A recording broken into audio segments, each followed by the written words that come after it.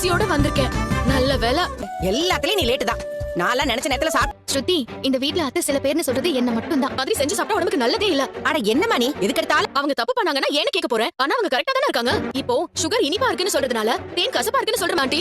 எதுல பேசுறதா இருந்தா என்ன? பாயிண்ட் கரெக்ட் தானே? இந்த வாசனை வந்த உடனே ஒரு மாதிரி எனர்ஜி ஆயிடுச்சு. சாப்பிட்டா இன்னும் தெரியுமா? பாக்குறேன். ஆண்டி ஒரு நாள் கூட குக் பண்ணி நான் பார்க்கவே இல்ல. நான் போய் ட்ரெஸ் சேஞ்ச் பண்ணிட்டு வந்துடுறேன். என்னமா? ஆண்டி, நாங்க போய் ஃப்ரெஷ் அப் ஆயிட்டு வாங்க. போய் தோசை சுடு. அண்ணி, சிக்கன் குழம்பு சூப்பரா இருக்கு அண்ணி. நானும் தான். அம்மா, நல்லா இருந்தா பாராட்டணுமா? அண்ணி, போயிட்டு வந்துறேன்.